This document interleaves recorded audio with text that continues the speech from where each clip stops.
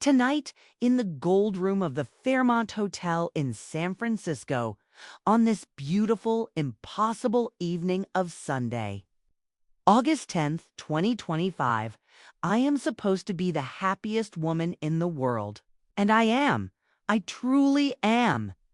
The room is a glittering jewel box filled with the warm, happy glow of 100 candles and the even warmer glow of the people I love most in the world. The string quartet is playing a soft, elegant rendition of an old Beatles song. And across the table, my new husband, David, is looking at me with a look of such profound quiet and utterly decent love that it makes my 65-year-old heart feel like it is 16 again. He is a good man, a kind man, a retired history professor who lost his own wife 5 years ago. We met in a grief support group, two lonely ships passing in the night. And we discovered, to our own quiet astonishment, that our voyages were not over. Our love story is not the fiery, passionate drama of youth. It is a gentler thing, a quiet, comfortable, and deeply grateful discovery of a shared harbor in the late autumn of our lives. This wedding, this beautiful, perfect party, is not a beginning. It is a celebration of a new and deeply cherished chapter. It is, I had thought, my one final perfect moment. But I have a sister. And for my entire life, my sister Isabel has been a beautiful, glamorous, and deeply committed thief of my moments. She is across the room now, a vision in her champagne-colored maid of honor gown. At 58, she is still breathtakingly beautiful, her charisma a gravitational force that pulls the entire room into her orbit. She is flitting from table to table, her laughter a bright tinkling sound, charming my new in-laws, dazzling my old friends. She is playing the part of the perfect, supportive sister with an Oscar-worthy conviction. But I know her. I have known her for 58 years, and I can see the subtle tells. The way her smile is just a little too bright. The way her eyes keep flicking towards me at the head table. A quick, almost imperceptible assessment. A predator. Checking on the status of its prey. She is up to something. I have felt it all day. A strange, high-strung emotional energy humming just beneath her perfect, polished surface. She is not just happy, she is triumphant. And that, more than anything, is the single most terrifying omen I know. My sister's triumphs have a long and bloody history of being born from the ashes of my own quiet joys. Sibulam, Philippines, 1968. The memory is a faded photograph steeped in the heat and the sweet, heavy scent of hibiscus. I am 8 years old. Sister Isabel is 5. Our Lola, our grandmother, has just given me a gift. It is a small hand-carved wooden santo. Nino, a holy icon of the child Jesus that has been in her family for 100 years. It is my most prized possession. I'm the 8, the responsible older sister. I have earned this honor. Isabel, the beautiful, spoiled, and universally adored baby of the family, is furious. We are playing in the dusty yard behind our house. I have placed the Santo Nino on the porch railing for safekeeping. Isabel is playing with a ball, throwing it against the wall. She is a terrible throw, but she is not that terrible. The ball on its 5th throw veers wildly off course. It strikes the Santo Nino, sending the small wooden icon tumbling off the railing and onto the hard stone path. Below, its tiny outstretched hand breaks off. I remember the sound of the wood snapping. And then I remember the sound of Isabel's wail. A loud, theatrical, and utterly fraudulent cry of despair. She runs to our mother, her beautiful face a perfect mask of tragic remorse. "Mama, I broke Lord's saint. I am so clumsy. I am so sorry." My mother, of course, comforts her. "She is just a little girl. It was an accident." But I, the 8-year-old witness, I saw the throw. I saw the flick of her wrist. I saw the small, triumphant smirk on her face in the split second before the tears began to fall. It was not an accident. It was an assassination. And I, because I am the 8, because it is my duty to keep the peace, I am the one who is told to comfort my sobbing, lying, manipulative little sister. "It is all right, Isabel." I am told to say, "I forgive you." I did not forgive her. I have never forgiven her. I simply learned at the tender age of 8 that my sister's happiness was a fragile, demanding thing that my own was often required to be sacrificed to maintain. It was the first lesson in a lifetime of them. Daly City, California, 1983. We are in America now. Our world is no longer the warm communal embrace of a Filipino village, but the cold, foggy isolation of a working-class suburb. The occasion is my high school graduation. I am the valedictorian. I have worked my entire life for this moment. I am the first person in my family to even finish high school in America, let alone to do it at the top of my class. My parents are bursting with a quiet, profound pride. For one brief, shining moment, I am the star of the family. Isabel, now a beautiful, dramatic, and deeply resentful 16-year-old, cannot stand it. The morning of my graduation, she announces that she has a terrible, splitting migraine. She cannot possibly attend the ceremony. She is so sorry. She collapses onto her bed, a damp cloth draped theatrically over her forehead. My mother, of course, is beside herself with worry. The entire focus of the day shifts from my academic triumph to Isabel's mysterious, sudden, and deeply convenient illness. I give my valedictorian speech to a half-empty row of seats, because my mother has stayed home to tend to my sister. When I get home, my diploma in my hand, my house is not filled with the sounds of celebration for me. It is filled with the hushed, worried tones of my mother on the phone with a doctor describing Isabel's symptoms. My day, my one perfect day of recognition has been successfully and completely hijacked. Isabel emerges from her room an hour later, miraculously cured, her face a perfect mask of apology. "Oh, Lords," she says, her voice a weak, fragile thing. "I am so sorry I missed your big moment. I felt so faint." She was not faint. She was a black hole of narcissism, and she had simply, efficiently, and ruthlessly sucked all the light and joy out of my own personal universe.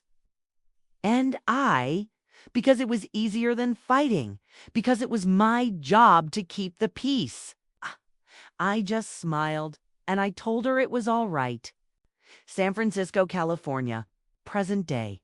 And so I sit here at my own wedding reception, a 65-year-old woman, and I watch my sister, and I know the pattern is too familiar.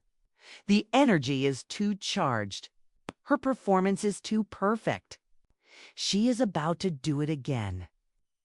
She is about to find a way to make this day my day, about her. David, my sweet, kind, and blessedly normal husband, leans over to me. "Your sister seems very emotional tonight," he says, his voice a low, concerned murmur. "She is a very emotional person," I reply. My voice a carefully constructed mask of calm. The band leader, a cheerful man named Frank, approaches. "Our table, Mr. and Mrs. Henderson," he says, beaming. "We're about to start the toasts. The maid of honor is first, if she's ready." I look across the room and I see Isabel already making her way towards the stage. She has a microphone. In one hand, a glass of champagne in the other. Her face is a strange, beautiful, and terrifying mixture of tears and a kind of triumphant, ecstatic joy. She looks like a woman who is about to announce that she has just won the Nobel Peace Prize. This is it. This is the moment. The culmination of a lifetime of quiet domestic terrorism. She is about to hijack my wedding. And I, the quiet, accommodating, and endlessly patient 8, I just sit here, a smile on my face, and I let her. But something inside me, a deep, ancient, and long dormant part of my soul, is beginning to stir. The part of me that is tired of keeping the peace. The part of me that is, finally, after 65 long years, ready to go to war. She steps into the spotlight. She taps the microphone. And she opens her mouth to speak. And I know, with a cold, hard, and deeply satisfying certainty, that whatever she is about to do, it will be the very last time she ever does it to me. The toast! In the grand, carefully orchestrated symphony of a wedding reception, the toast is the sentimental heart of the performance. It is the moment where the chaos of the party quiets, where the clinking of glasses subsides, and where a single, chosen voice is given the honor of articulating the collective love and hope of the room. It is a sacred moment. And my sister Isabel, a woman who has never encountered a sacred moment she didn't want to deface with her own reflection, was walking towards the stage to perform her sacrilege. She took the microphone from the band leader, her champagne-colored dress glittering under the soft, warm lights of the Fairmont Hotel's gold room. She was, as always, a vision. She looked out at the 200 guests, our friends, our family, and she gave them a smile of such dazzling, tearful sincerity that it could have powered the entire city for a week. "Wow," she began, her voice a soft, breathy, and perfectly modulated instrument. "Just wow. To see my big sister, my lord, so full of joy tonight. It's just everything." She turned to me at the head table and she raised her glass. "Lords," she said, her voice catching with a perfect theatrical tremor. "My 8, my protector, my sensible, quiet, and wonderfully practical big sister. All my life, you have been my rock, the calm in my storm." She paused, letting the weight of her own beautiful, fraudulent words settle over the room. "And to see you find this new, beautiful love with David, a man who is so clearly your perfect, quiet, and sensible match. It just fills my heart with a joy I cannot possibly express." Every word was a perfectly aimed, silk-wrapped dagger. Sensible, quiet, practical. She was not celebrating me. She was eulogizing me. She was painting a picture of me as a dear, old, boring librarian who had, against all odds, managed to find a nice, boring old man to be quiet and sensible with for the remainder of our quiet, sensible lives. She was framing my profound second-chance love story as a heartwarming tale of two beige people finding each other in the twilight of their lives. As she spoke, her voice a warm, loving honey that I knew was laced with arsenic, my mind began to drift. The gilded, opulent ballroom faded, and I was plunged back into the hot, humid, and deeply unforgiving world of our shared past. Sibilum, Philippines. 1972. Isabel is talking about what a wonderful, protective older sister I was. And I am remembering the day of the mangoes. Our Lolo had a prize mango tree, the sweetest in the entire province. We were allowed one mango each per day during the season. It was a sacred rule. I was 12, she was 7. And she, as always, wanted more. She begged me to climb the tree and get another one for her. I, the sensible, rule-following 8, refused, so she had a tantrum. A spectacular, ground-thumping, screaming tantrum. And when that didn't work, she had an idea. She waited until I was inside, and then she climbed the tree herself. Clumsily, angrily, and she didn't just pick one mango. She tried to shake the entire branch, and in doing so, she broke it. A huge, beautiful, fruit-laden branch came crashing to the ground, a terrible, green carnage of ruined fruit and splintered wood. Our Lolo was a quiet man, but his anger was a fearsome thing. When he came out and saw the broken branch, his face was a thundercloud. Isabel, seeing him, immediately burst into the most convincing, heartbreaking tears I had ever seen. It was Lourdes. She had wailed, pointing a trembling, accusatory finger at me as I came running out of the house. She wanted another mango. I told her not to, but she wouldn't listen. She climbed the tree and she broke it. It was my word against hers, the word of the sensible, quiet, and often exasperated older sister against the word of the beautiful, cherubic, and sobbing baby of the family. It was not a fair fight. I was the one who was punished. I was the one who had to spend the next 2 weeks weeding the entire garden in the hot, unforgiving sun. My hands raw, my heart a cold.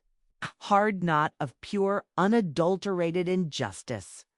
And Isabel had watched me from the porch eating a mango, a small secret. And triumphant little smile on her perfect lying face. She was not just a liar. She was an artist. San Francisco, California, present day. My sister and I, Isabel was saying to the rapt, smiling audience at my wedding, have always been so incredibly close. We've shared everything. Our hopes, our dreams, our secrets.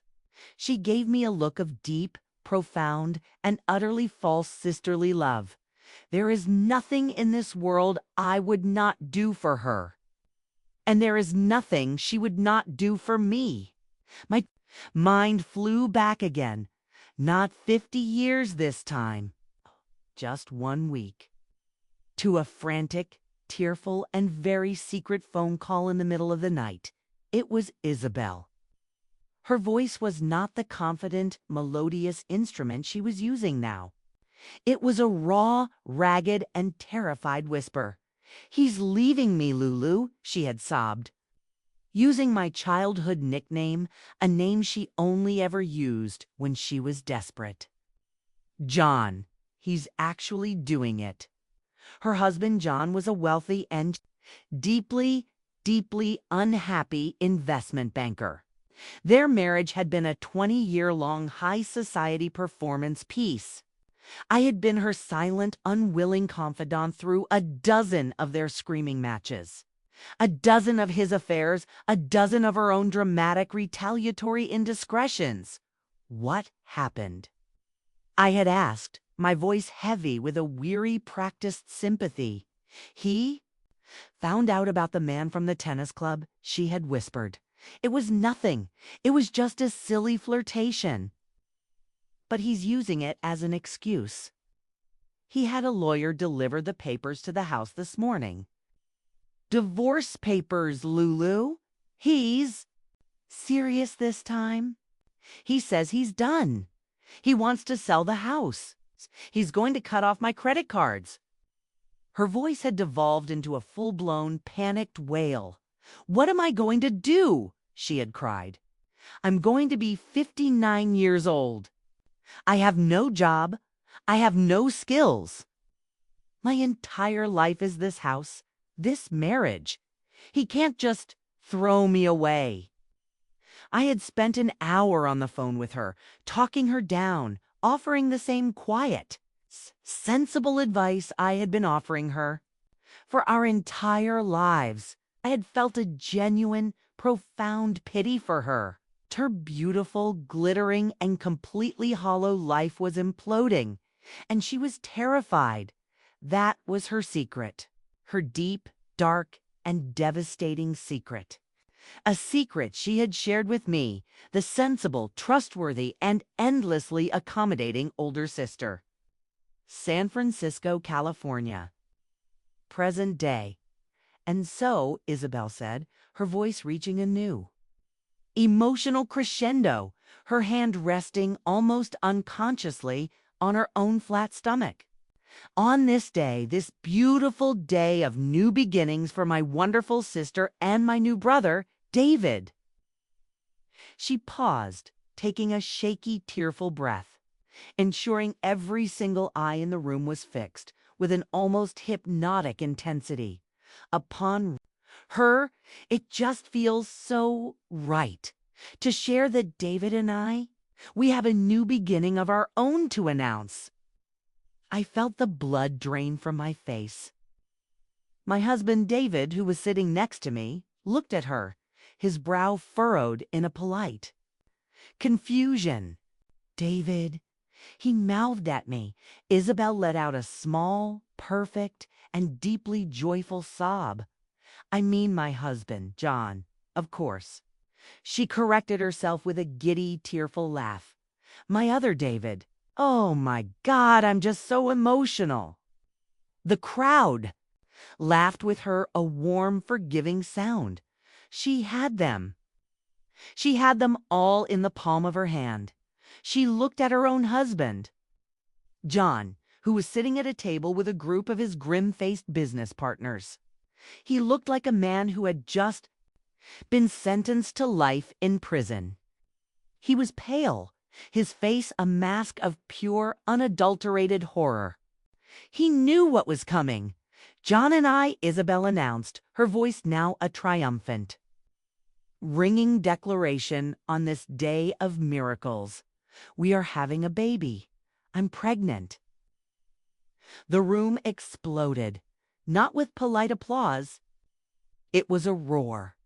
A wave of shocked, ecstatic, and joyful sound that was so loud it physically shook our table. The 58-year-old socialite, a miracle baby. It was not just news. It was a story, a fairy tale.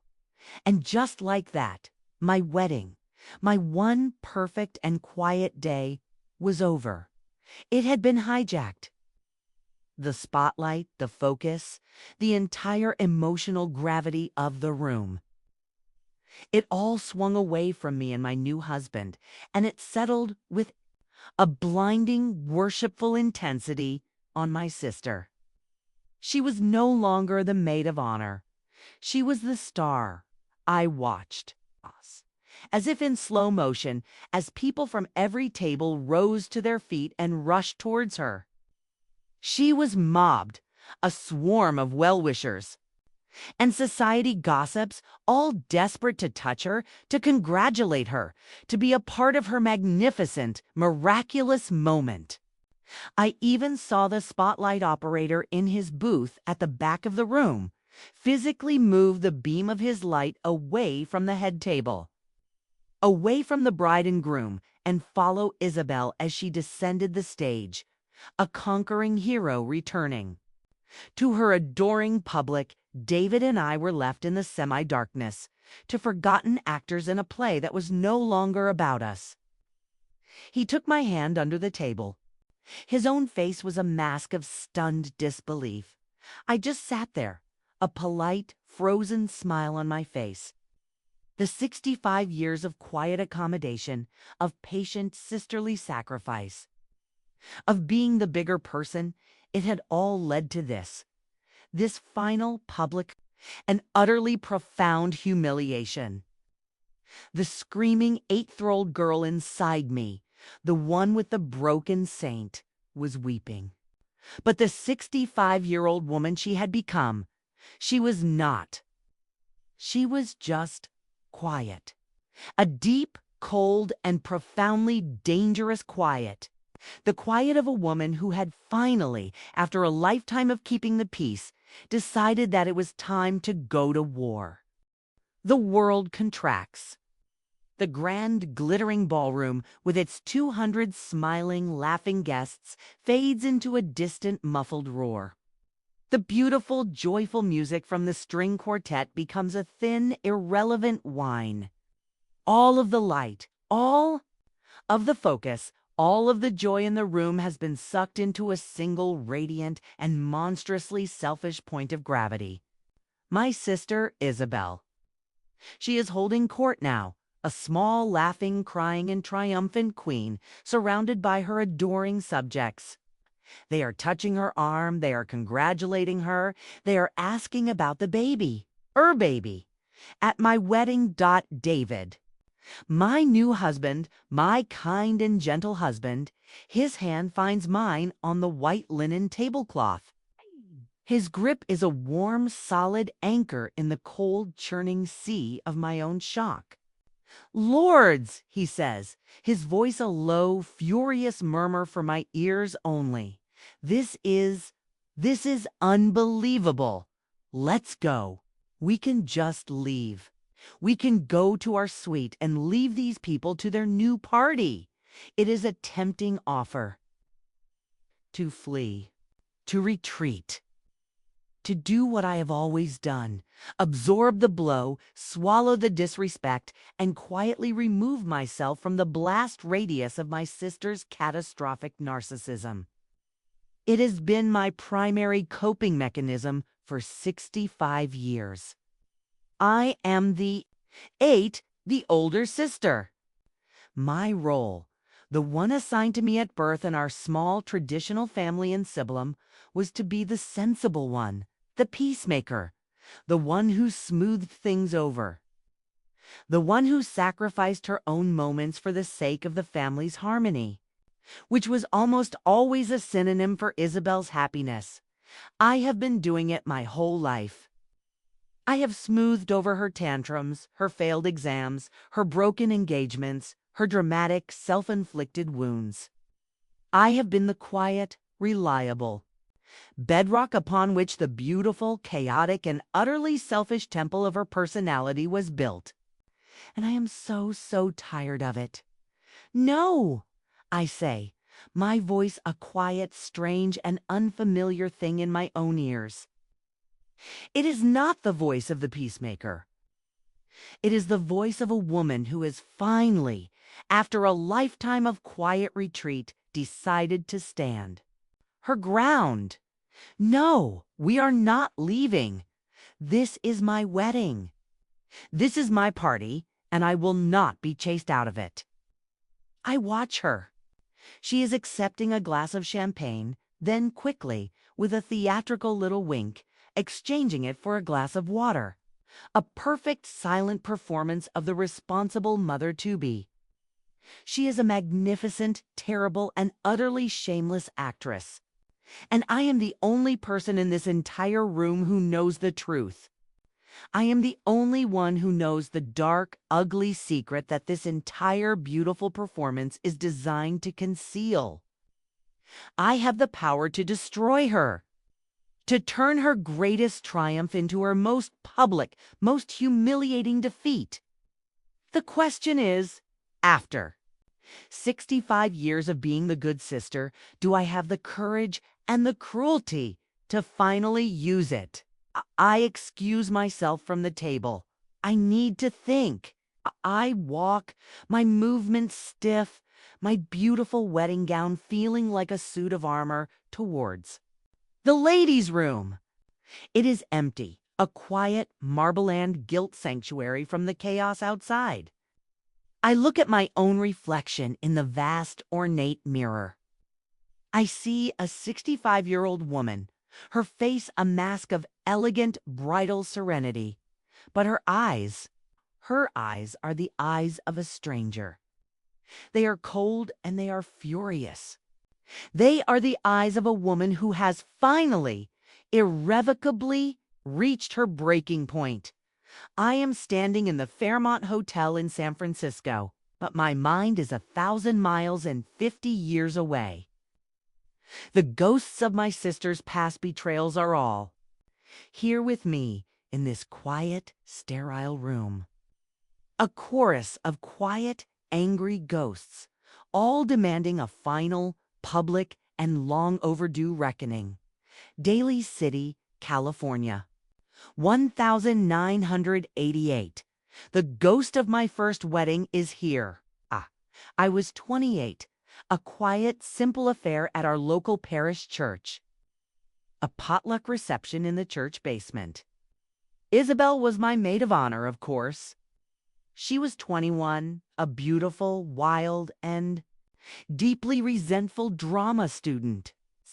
She hated my fiancé, a kind, stable, and deeply sensible accountant named Robert. She called him the human equivalent of beige. Her toast at that wedding was a masterpiece of passive aggression. "Two lords," she had said, her voice dripping with a false, sweet sincerity, "who has always known what she wanted. A quiet life, a sensible man, a sensible house in a sensible suburb. May you get all the beige, sensible happiness you so richly deserves." It was a public declaration that my life, my love, my choices were boring. That I was boring. And later, during the reception, she had accidentally stumbled while holding a glass of deep red punch. The punch had arced through the air, a perfect slow-motion trajectory of malice, and had landed squarely on the pristine white bodice of my wedding dress. She had apologized, of course, profusely, her eyes full of a perfect counterfeit remorse. I had spent the rest of my own wedding reception with a giant, ugly, purple stain on my dress, a stain that looked to the entire world like a wound. It was not an accident. It was a warning. Even on this day, your day, do not forget that I am the one with the power to stain you. I am the one who can make you ugly. And I, the good 8, had told her it was all right. I had kept the peace. San Francisco, California. 1 week ago, the ghost of the phone call is here. The most recent and most powerful ghost of all. I had been in my library a week before my wedding, addressing the last of the invitations. My phone had rung. It was Isabel. Her voice was not the confident, melodious purr she used in public. It was a thin, ragged, and terrified whisper. "Lulu," she'd said. "Can you talk?" Of course, Izzy had said. "What's wrong?" "It's John," she'd choked out. And then the sobs had come. The real, ugly sobs of a woman whose perfect world was shattering. "He's done it, Lulu. He's actually done it. He's leaving me." I had listened, my heart a mixture of a deep, sisterly pity and a kind of weary, cynical resignation. This was not the first time John had threatened to leave. Their marriage was a 20-year war with brief, exhausted periods of ceasefire. He had a lawyer come to the house this morning. She'd cried. A man in a horrible gray suit. He served me papers. Divorce papers. It's real this time. He says he can't do it anymore. He says he's met someone else. Someone younger. Someone who doesn't. Who isn't so. "So what, Izzy?" I had asked gently. "So much work," she had whispered. The words a devastating admission. He said I was exhausting. She had told me everything. The other woman was a 30-year-old yoga instructor. John was not just leaving. He was waging a scorched earth campaign. He was claiming infidelity. He was threatening to use her. Extravagant spending habits against her in court. he wanted to sell their magnificent house in Pacific Heights. He was going to cut her off. The life she had known, the life of a beautiful, revered, and endlessly wealthy society queen, was over. She was 58 years old, and she was about to be fired from the only job she had ever had, being Mrs. John Davenport. "What am I going to do, Lulu?" She had wailed, her voice a raw nerve of pure panic. "I have nothing without him. I am nothing without him." And I, the sensible, practical, and endlessly forgiving older sister, I had spent an hour talking her down. I had offered her a place to stay. I had offered her money. I had offered her the unconditional support she had never, not once in our entire lives, ever offered me. And now, 1 week later, she was standing in the middle of my wedding reception, her hand on her belly, a beatific smile on her lying face, pretending to be a miraculous, glowing 58-year-old mother-to-be. The pregnancy, I now realized with a sickening clarity, was her last, desperate, and most audacious strategic move. It was a gambit to trap her husband, to make him the villain in their divorce, to create a new public narrative where she was not the jilted, aging wife, but the brave, abandoned, and pregnant mother. And she had chosen to launch this missile. This lie, this beautiful, desperate, and deeply evil performance, not in private, not in a lawyer's office, but in the middle of my one perfect and now completely obliterated moment of joy. I stared at my reflection in the mirror, at the face of the 65-year-old woman who had spent her entire life keeping the peace. The woman who had forgiven the broken saint, the ruined graduation, the stained wedding dress. The woman who had, just last week, offered her own home and her own heart to the very sister who was, at this exact moment, dancing with our cousins, accepting their joyful, oblivious congratulations, and soaking up the bright, warm, and stolen spotlight of my own wedding. The concept of haya, of shame, is a powerful force in Filipino culture. It is the thing that is meant to keep the community in balance. You do not shame your family. You do not air your dirty laundry in public. You do not, under any circumstances, create a scene.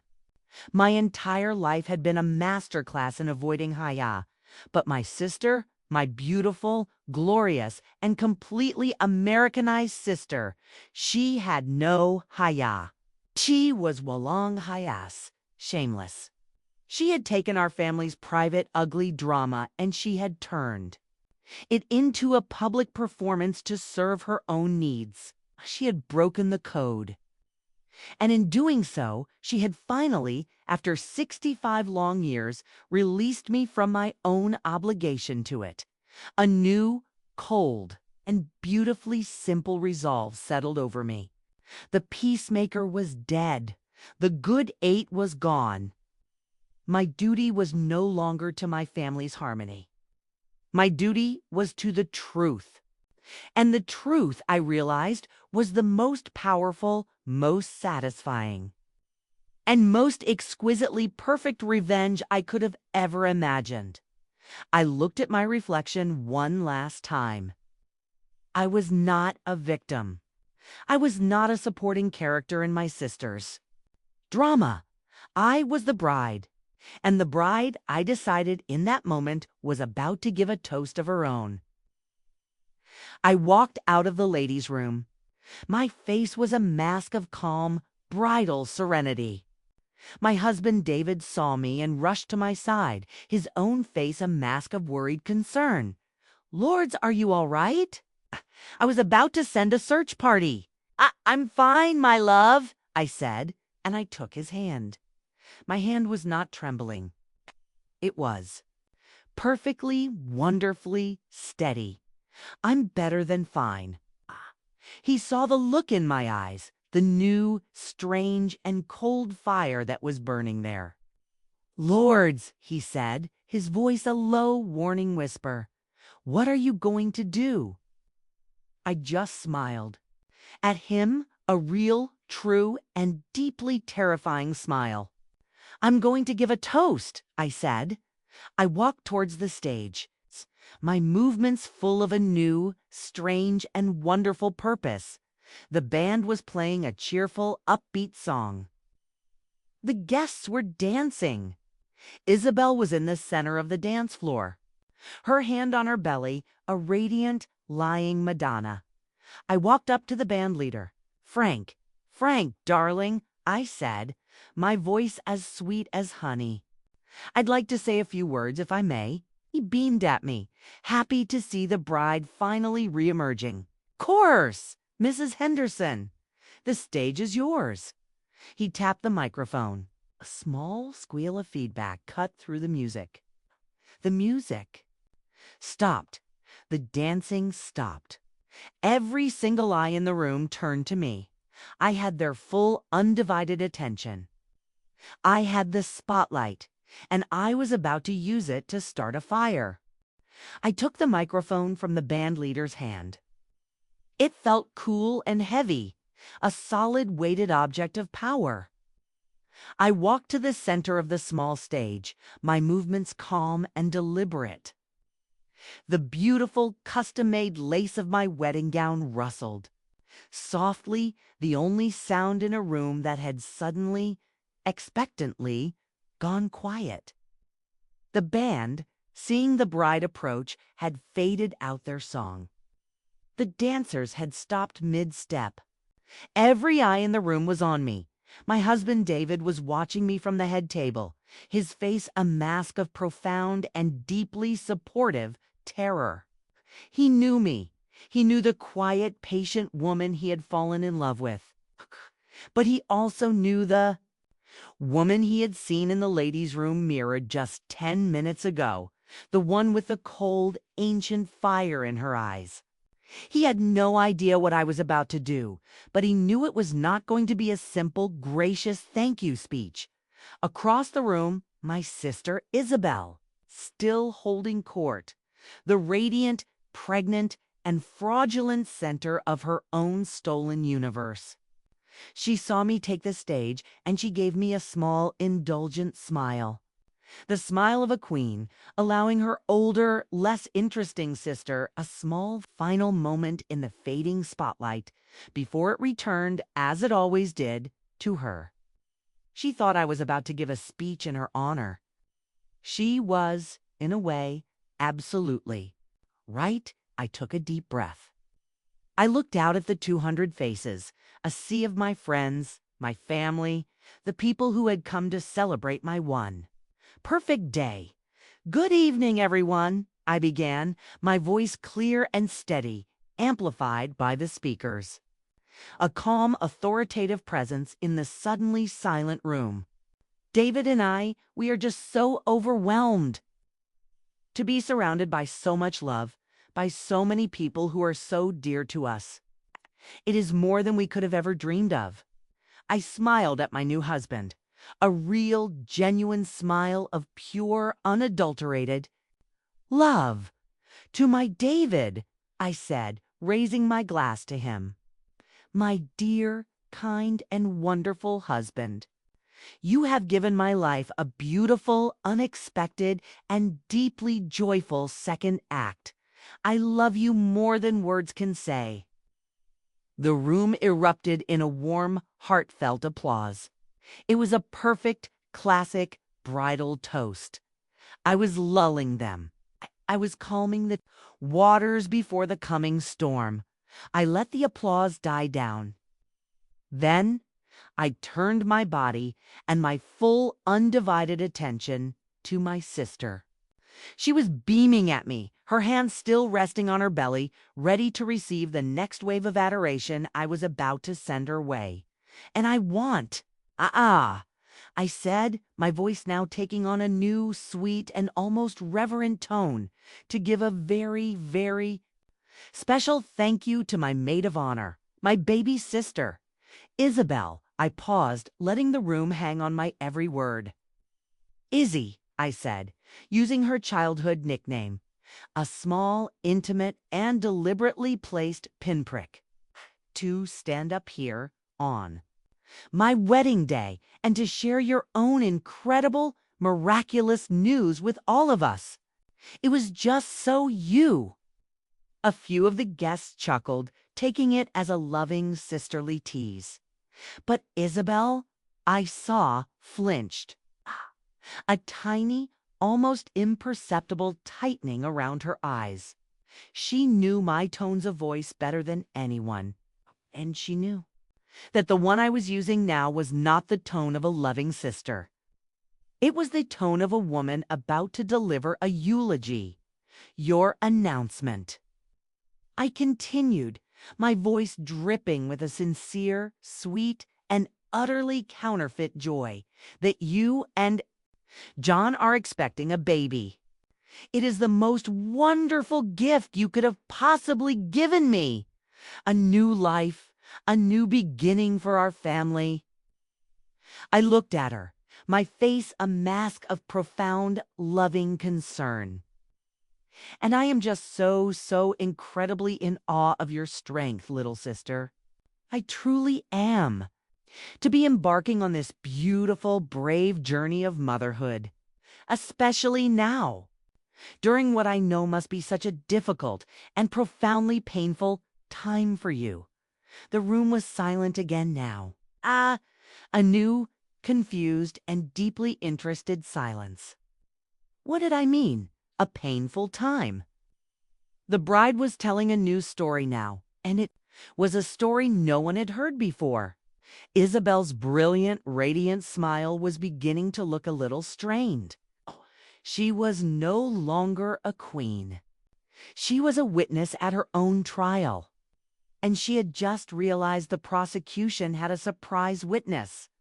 I leaned into the microphone, my voice now a low, intimate, and deeply sympathetic whisper. A whisper that was, of course, being broadcast to every single corner of the silent listening room. And I know, I said, my voice now a perfect imitation of a concerned, loving, and deeply indiscreet older sister, that all of us, our entire family, we are all here to support you.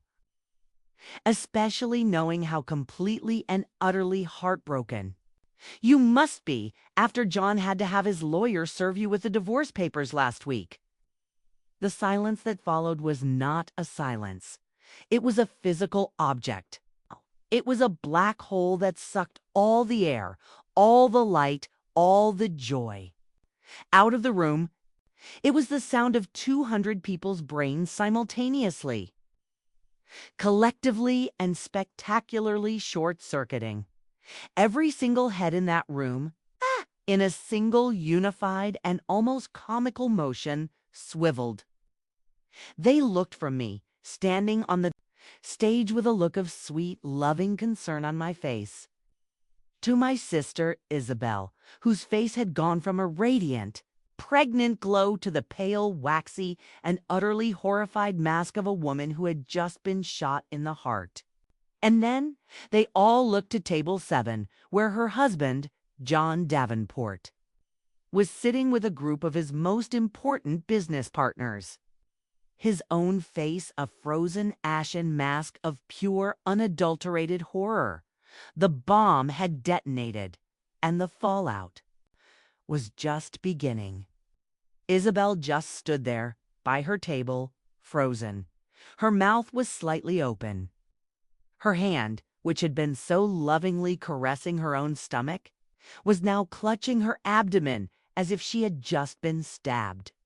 She looked at me, her eyes wide with a look of such profound animalistic betrayal that it was almost beautiful. But I was not done. The knife was in. Now it was time to twist it. "But you are so brave, Izzy," I continued, my voice a relentless, gentle, and utterly devastating stream of sisterly support. I was not yelling. I was not angry. I was concerned. And that was the most brutal part of it all. To stand up and share your beautiful news with such joy when I know that you have been crying on the phone to me every single night. For the past week, to have to deal with the pain of John not just leaving you, but leaving you for another woman. A new collective gasp rippled through the room. John at his table looked like he was about to have a stroke. "And I know," I said, my voice now a whisper of pure, loving, and deeply, deeply poisonous sympathy, "that this new baby will be such a wonderful, beautiful comfort to you during what I know will be a very difficult, and I am sure very, very public divorce proceeding ahead." I looked out at the sea of stunned, horrified, and utterly captivated faces. I'm sure the fact that John has already moved in with his new girlfriend, the 28-year-old yoga instructor, makes this all the more painful for you. But you, my sister, you are so strong. That was the one that finally broke her. The beautiful, confident, and utterly shameless mask of Isabel, the star, the queen, the miraculous mother to be. It did not just crack. It shattered into a million invisible pieces. A terrible, ragged, and deeply animalistic sound came out. Of her throat, a half-sob, half-scream. "Lord, stop!" She whispered the words a desperate, pathetic plea. But I could not stop. The 65 years of quiet, sisterly accommodation. The lifetime of her stored-up cruelties. It was all pouring out of me now in this beautiful, controlled, and utterly devastating torrent of truth. I thought of my childhood in Sibyllum. Thought of my duty as the eight, the older sister, a duty that had been drilled into me since birth. The eight does not cause trouble. The eight does not bring shame, Haya, upon the family. The eight keeps the peace. The eight is the one who is strong, so that the younger sister can be beautiful. For 6 to 5 years, I had held her shame. I had carried her secrets. I had kept her peace. But my service was over. Tonight, I was giving the shame back to its rightful owner. I raised my champagne flute.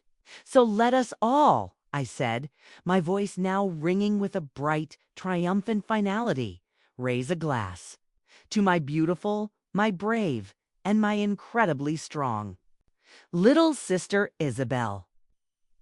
I looked right at her, a sweet, loving, and utterly unforgiving smile on my face. 2 new beginnings born from the most difficult of endings. And to the truth. May it always, no matter how long it takes, finally find its way into the light. I took a sip of my champagne. Congratulations! The silence that followed was broken by a single, definitive sound. It was the sound of John Davenport, Isabel's husband, a man who had just been publicly and brutally liberated. Standing up, he dropped his linen napkin on the table. And without a word, without a single look at his weeping, humiliated, and now truly abandoned wife, he turned and walked out of the ballroom. And with that, the spell was broken. The room erupted into a chaotic, buzzing, and horrified murmur.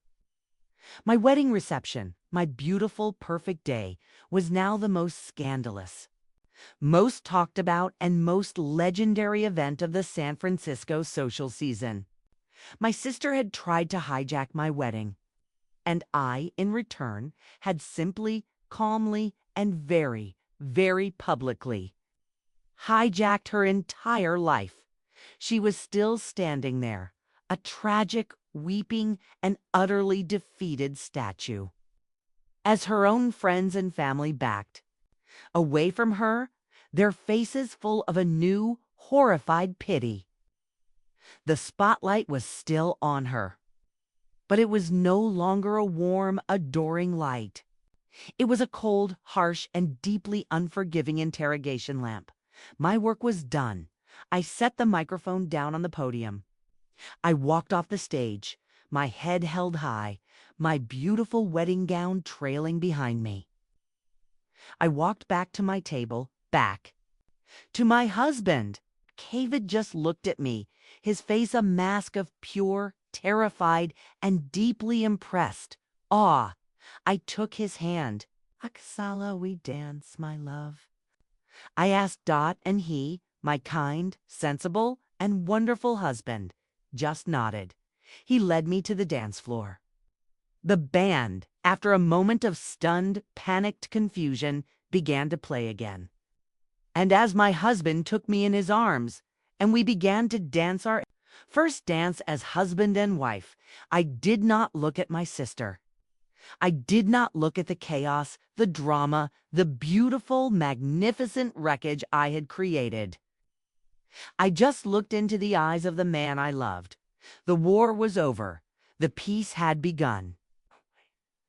My one perfect and now truly unforgettable moment had finally, truly arrived. My final words, my toast to the truth, landed in the opulent, silent ballroom with the force of a physical explosion. The silence that followed was not empty. It was a dense, heavy, and deeply uncomfortable thing, filled with the wreckage of my sister's life. Every guest in that room was a frozen statue in a diorama of social horror. Their faces were a beautiful, chaotic canvas of shock, of disbelief, and of the dawning, delicious, and deeply human thrill of witnessing a scandal of this magnitude. The first one to move was John Davenport, my sister's now very publicly estranged husband. He did not look at Isabel. He did not look at me. He simply stood up from his chair, placed his linen napkin neatly on the table beside his untouched plate of salmon, and with the quiet, deliberate gait of a man who has just been handed a get-out-of-jail-free card, he walked. He walked past the gaping faces of his business partners. He walked through the sea of stunned, silent guests, and he walked out of the ballroom, out of the party, out of my sister's life forever. His exit was a quiet, brutal, an undeniable confirmation of every single word I had just said, and with that, the spell was broken. The room erupted into a low, buzzing, and frantic murmur. It was the sound of 200 different gossip-fueled conversations all starting at once.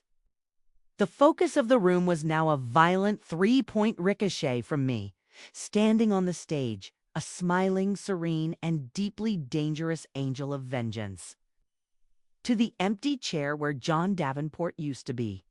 And finally, to my sister Isabel. She was still standing by her table, a tragic, solitary island in a sea of whispers.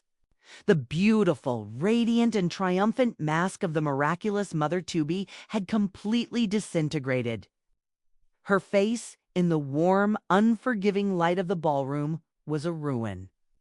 It was a mess of smeared mascara of a complexion that had gone from a healthy, fake tan to a pale, sickly, and greenish white.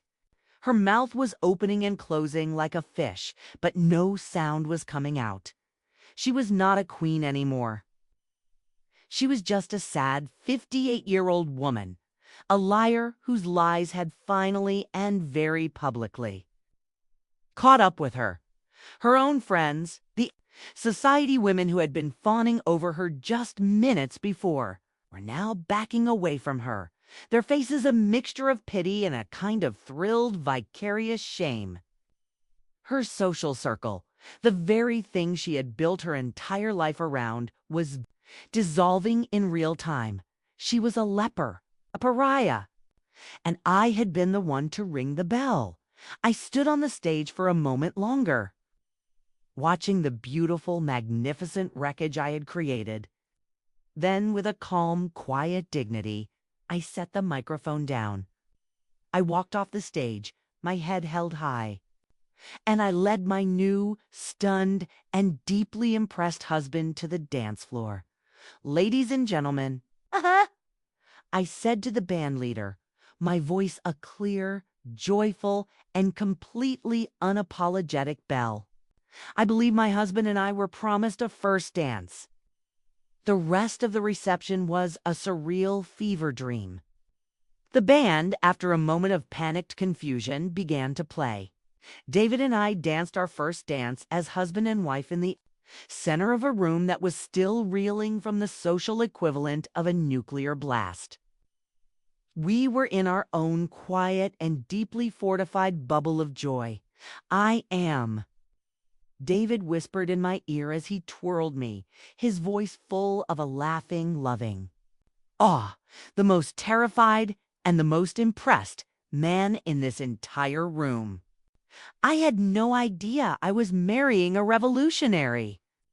"You didn't," I whispered back, a real, true, and deeply satisfied smile on my face.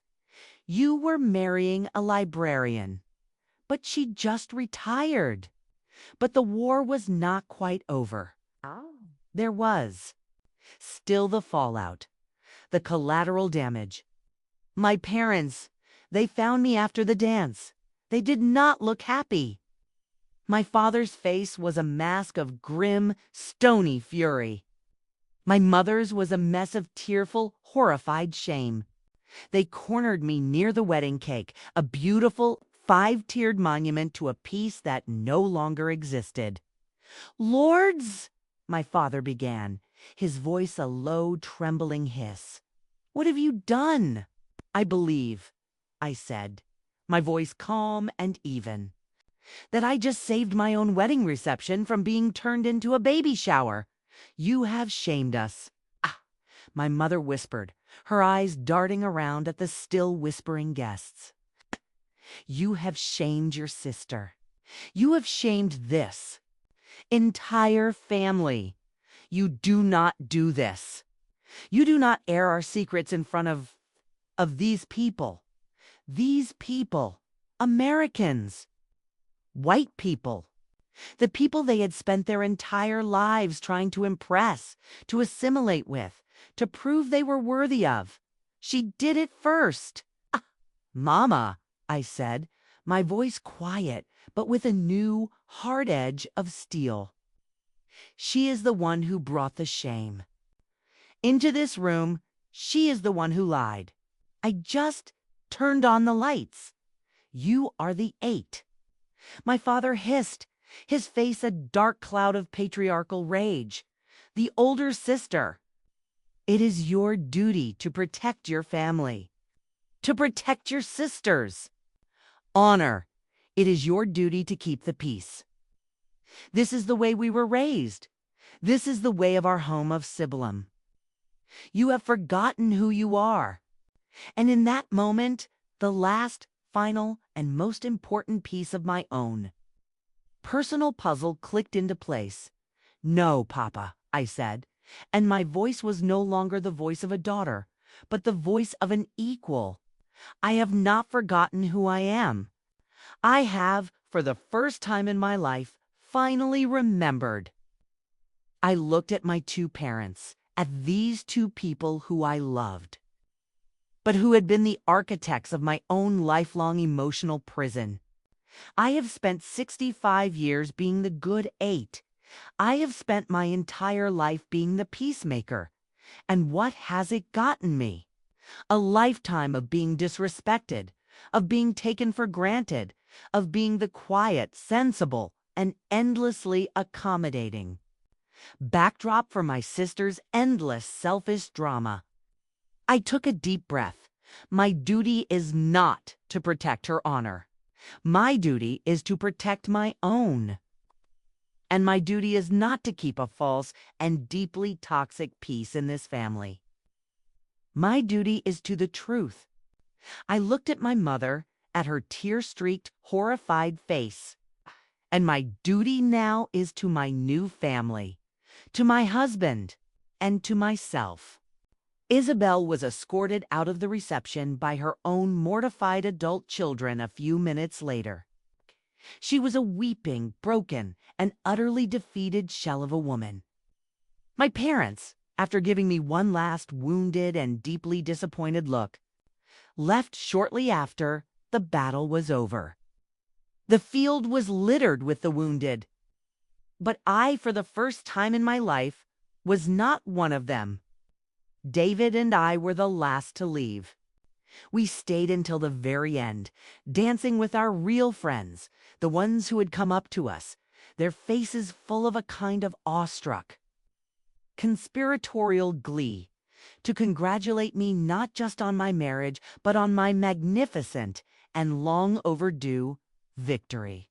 Later, in the quiet, beautiful sanctuary of our bridal suite, David and I sat on the balcony, looking out at the glittering lights of the San Francisco Bay. The war was over. The noise was gone. All that was left was a profound and deeply satisfying peace.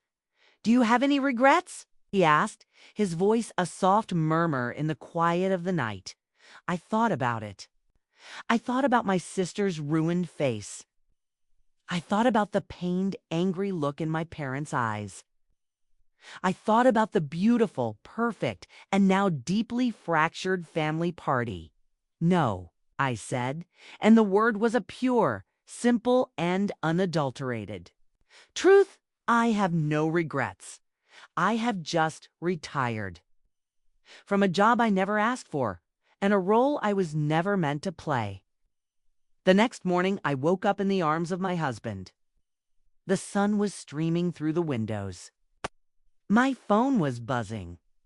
It was a text from my own daughter, a woman who had, thank God, inherited her grandmother's rebellious and joyful spirit. "Mom," the text read, "Tita Rosie just called me and told me the entire insane story. I'm not sure if I should be horrified or incredibly proud. Okay, no, I've decided. I'm incredibly proud. You're a legend. Call me when you're done being a newlywed." I smiled, a real, true, and deeply contented smile. The future of the family was in good hands. David came out of the bathroom, a towel around his waist. So he said, a happy, adventurous gleam in his eye, "What's next, Mrs. Henderson?" I looked out at the beautiful, foggy, and endlessly unpredictable city of San Francisco. I thought of my sister. I thought of my parents. Of the long and often painful story of my past. And I realized, with a sudden, joyful, and deeply liberating clarity, that the book was finally closed. A new one was just beginning. "I don't know," I said, and the words were the most beautiful, most hopeful, and most wonderful words I had ever spoken. For the first time in my entire life, my love, I have absolutely no idea. Isn't it wonderful? The month that followed my wedding was a strange and quiet armistice. The story of my toast became the stuff of San Francisco legend. A piece of high society folklore that would be whispered at dinner parties for years to come. Isabel, I heard, through the family grapevine, had fled to a wellness retreat in Arizona. Her shem of a marriage and her fictional pregnancy both having evaporated in the harsh, public light of the truth. My parents, after a week of stony, wounded silence, had sent a brief, formal letter. A white flag of surrender that was not quite an apology, but was no longer an accusation. The war was over. The pieces were scattered across the board. I, the quiet librarian who had become a reluctant queen, had won. But victory, I discovered, is a strange and lonely country. The fierce, righteous anger that had fueled me on my wedding night had burned itself out, and in its place was a vast, quiet, and slightly melancholy peace. I had done it. I had, finally, after 65 years, stood up for myself. I had broken the toxic cycle of my family. But in doing so, I had also blown up the only family I had ever known. I was free, but I was also, in a new and profound way, unmoored. So, David, my dear, patient, and wonderfully sensible husband, said to me one morning as we sat in our sun-drenched kitchen, "Where would the conquering hero like to go for her honeymoon?" I thought of all the usual places: Paris, Rome, Hawaii. They all felt wrong. They felt like other people's stories. I had just finished a 50-year-long chapter of my own. I did not want to escape. I wanted to understand. "I want to go home," I said, the words surprising even me. "My love," he said gently. "We are home." "No," I said, a new, strange, and deeply certain idea beginning to form in my mind. "I want to go to my other home, the one I've been running from my whole life." I looked at him, my heart full of a nervous, hopeful excitement. "I want you to take me to Sibilum. To return to the Philippines as a 65-year-old woman is a surreal experience. To return to the small provincial town of your birth, a place you have not seen since you were a child, is like entering a dream." The moment we stepped off the small plane in Antique, the air itself was a time machine. The thick, warm, humid air, so heavy with the smell of the sea and the sweet, almost trotting scent of tropical flowers.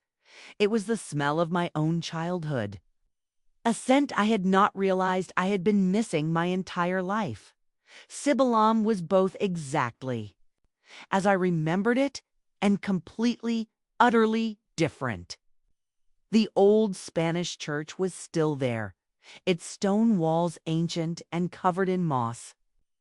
The public market was still a chaotic, beautiful symphony of noise and color.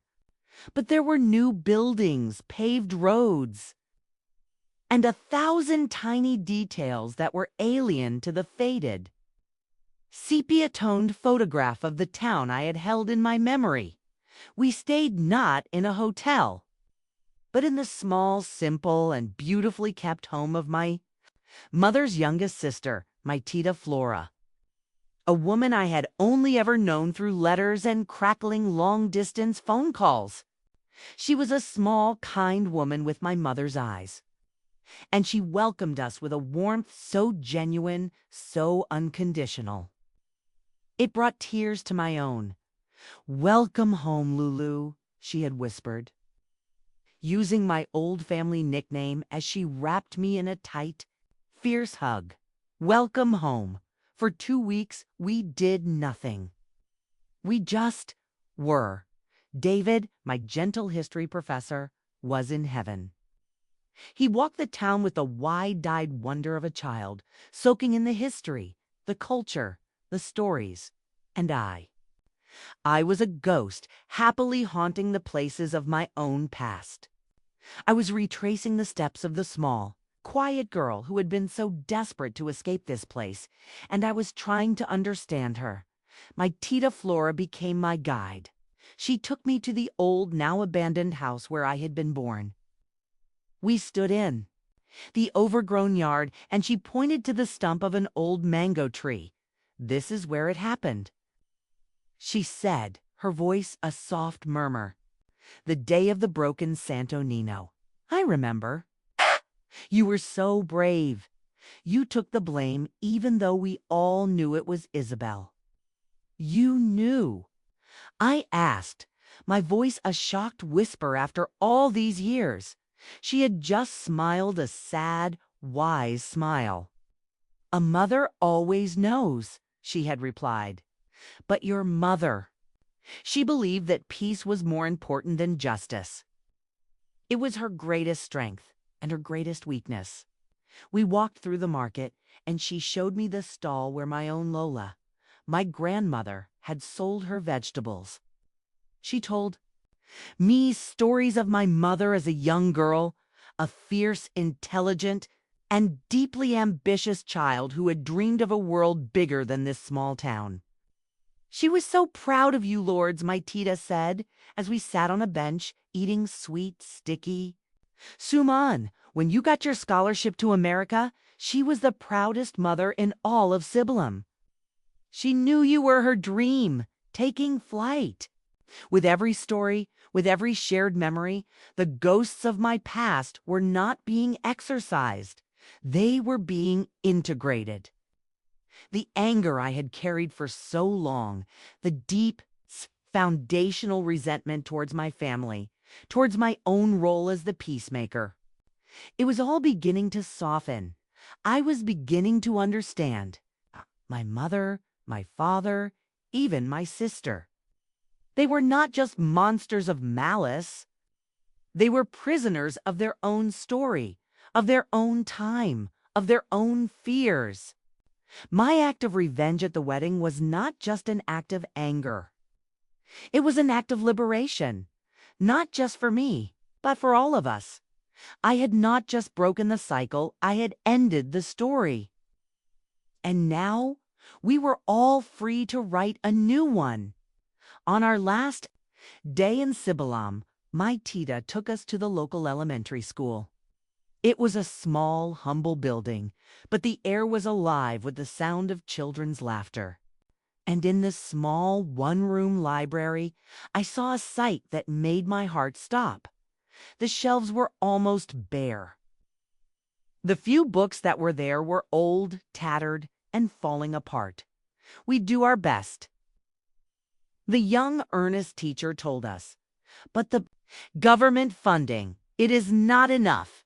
The children, they are so hungry to learn, but we have so few stories to feed them. I looked at the small, beautiful, and hungry faces of the children of my mother's hometown, and I thought of my own. A life that had been saved over and over again by the power of stories. I thought of the library in San Francisco where I had worked for 40 years. It's a palace of books, a treasure house of knowledge. And I looked at this small, bare room and the injustice of it, the sheer, simple unfairness of a world where some children have a million stories and others have none. It settled in my heart. That night, back on my Titus porch, David and I sat in the warm, dark, and peaceful silence. The sound of the geckos, a gentle, rhythmic chorus. That was a beautiful trip, he said, his hand finding mine in the dark.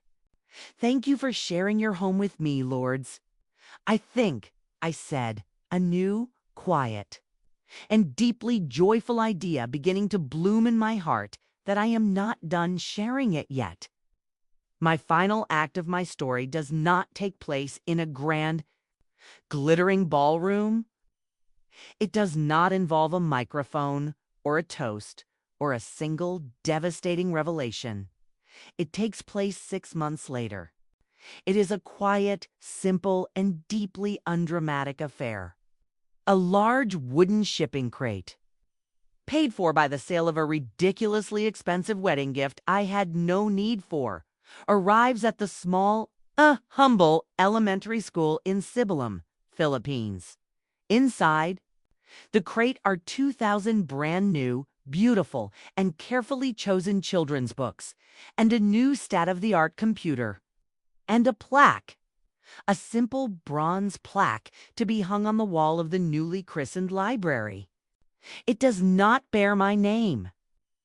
It bears the name of the woman who started this all. The woman whose story had finally, truly come home. The Isabel Suarez Memorial Library for the Children of Sibilam. May you always have a story to guide you. It was, I realized, the final and most perfect act of revenge. A final, gentle, and deeply loving act of malicious compliance. My sister had spent her entire life trying to be the hero of every story, and now, thanks to me, she finally was. And she would never even know it.